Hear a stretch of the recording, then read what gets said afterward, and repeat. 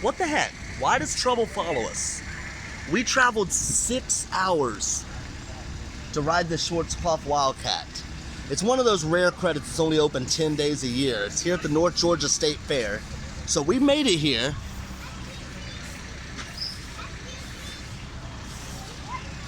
But, There's a big but. huge but, there was a collision.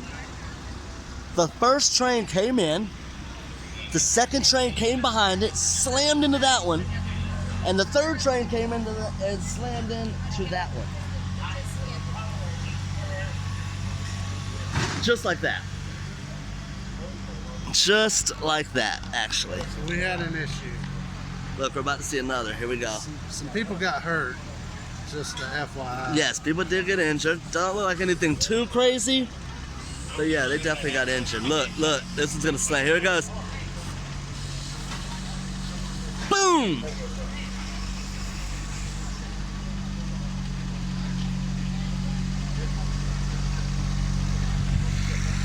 So that happened.